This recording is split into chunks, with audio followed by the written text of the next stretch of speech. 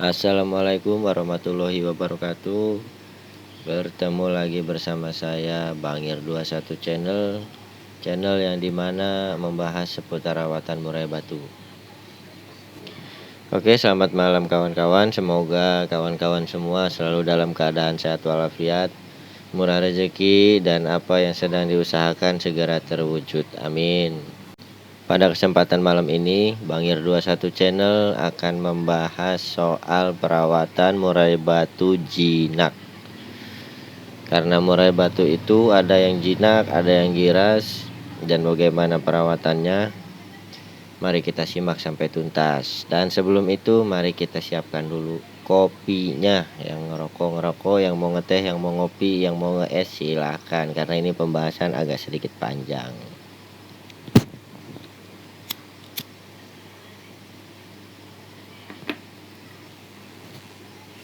Jadi gini kawan-kawan, sebelumnya saya mau menjelaskan dulu bagaimana kondisi burung murai batu yang jinak. Jadi begini, burung murai batu jinak itu kondisinya itu biasanya pada umumnya birahinya itu lebih mendominasi daripada emosi. Jadi secara simpelnya begini, kita gampang banget buat ngedapetin birahi murai batu jinak itu dibanding kita ngejar emosinya. Banding terbalik sama murai batu giras, justru emosinya yang lebih gampang dapat daripada birahinya. Dan karena birahinya lebih mendominasi dibanding emosinya, murai batu jinak ini cenderung punya bawaan suhu tubuh yang dingin. Sekali lagi saya tekankan, ini saya membahas pada umumnya ya, pada kebanyakan burung jinak dan burung jinak yang pernah saya rawat. Ada juga burung jinak yang bersuhu tubuh panas ada, cuma ini saya bahas yang secara umumnya dulu gitu. Murai batu jinak itu bersuhu tubuh dingin. Dan pada umumnya karena bersuhu tubuh dingin udah jelas dia ini tipe dingin. Dan satu lagi, cenderung dia mempunyai metabolisme yang lambat. Tapi metabolisme ini jangan dijadikan patokan karena metabolisme ini sifatnya itu sementara, jadi menyesuaikan keadaan gitu.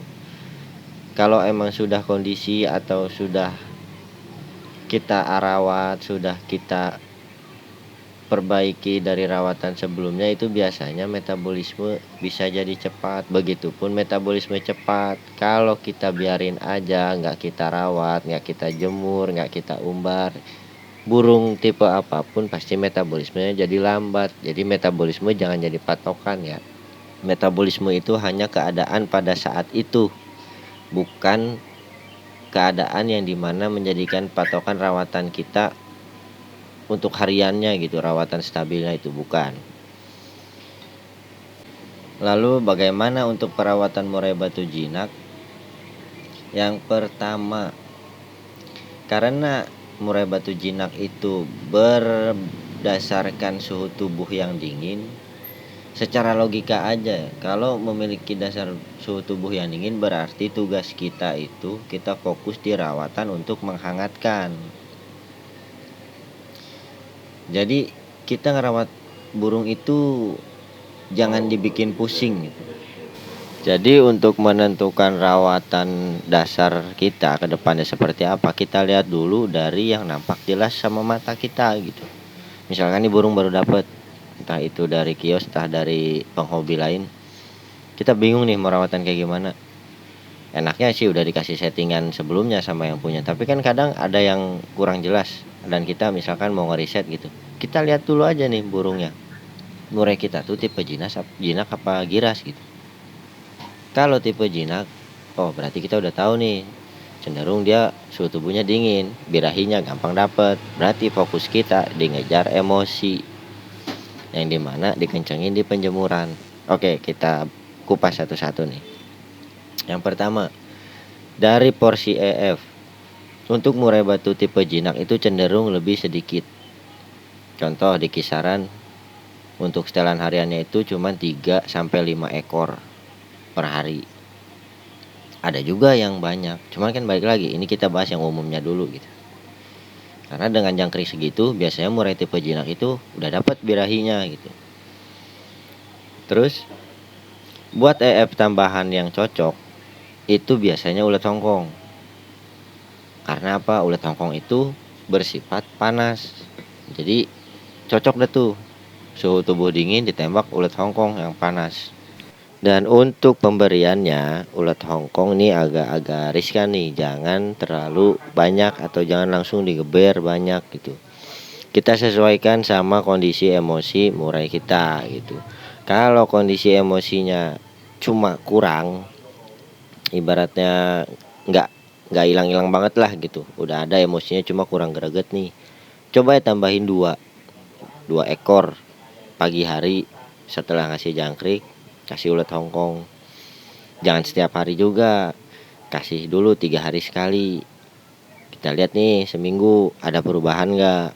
Kalau nggak ada, coba kita naikin 3 ekor, dibikin agak dempet 2 hari sekali. Begitu seterusnya sampai kita ngelihat udah pas nih emosinya gitu. Karena kalau ngikutin patokan dari orang atau ngikutin rawatan saya, ya nggak bakal ketemu. Saya cuma ngasih gambaran. Yang tahu kondisi burung cuma kawan-kawan semua gitu, yang emang setiap harinya mantau gimana nih kondisi burungnya dan harus diapain gitu. Preferensi dari saya itu hanya sekedar untuk gambaran aja nih murai mau diapain nih, rawatannya tuh kayak gimana.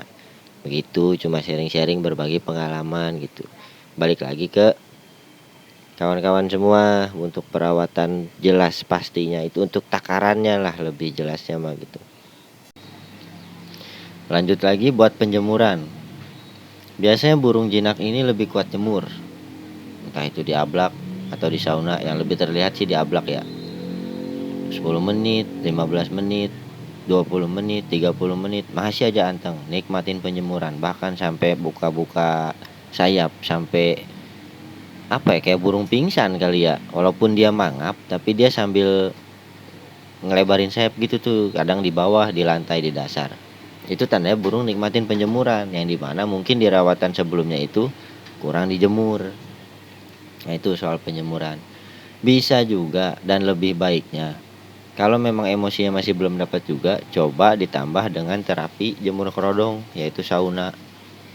Buat ngejar emosi, sauna yang pas itu biasanya saya pakai sauna yang burung kering, kerodong kering. Karena itulah yang buat paling efektif menaikkan emosi. Itu.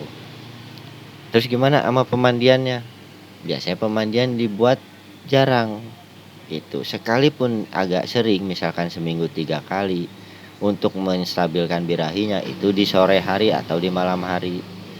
Karena kalau mandi pagi, wah yang ada malah birahinya nggak stabil-stabil, yang ada naik terus gitu. Cuma jarang sih biasanya yang pakai mandi sering itu, kebiasaannya itu kebanyakan seminggu cuma sekali atau cuman 2 minggu sekali. Itu untuk murai tipe kayak gini nih, yang jinak kayak gini, tipe dingin. Pengumbaran.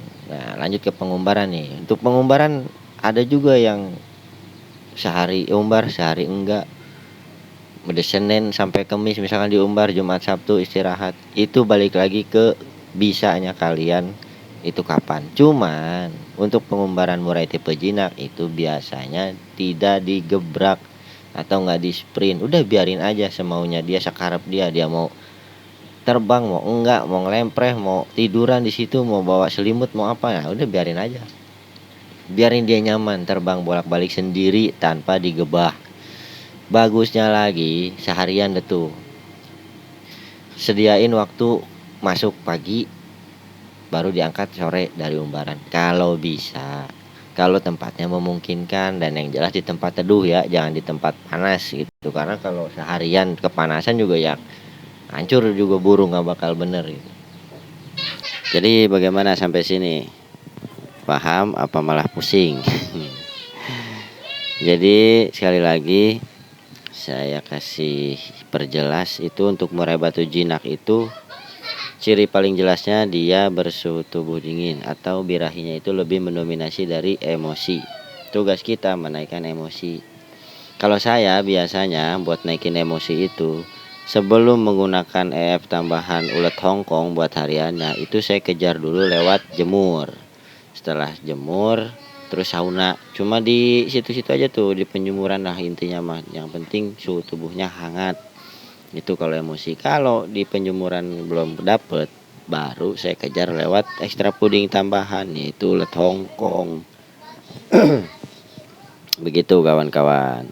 Kalau pengumbaran itu fungsinya lebih ke buat stabilin birahi sama mengolah fisik dia, ngejimnya murai batu lah gitu di pengumbaran itu. Dan untuk pengembunan, saran saya di stop dulu. Sekalipun mau mengembun itu seminggu cukup 2 kali atau bahkan 1 kali, itu lebih baik ya. Karena ingat, balik lagi, burung jinak itu yang dibutuhkan suhu tubuh yang dihangatkan gitu, kita hangetin lah gitu, karena dia suhu tubuhnya dingin gitu. Oke, mungkin cukup sekian dari saya untuk pembahasan murai batu jinak.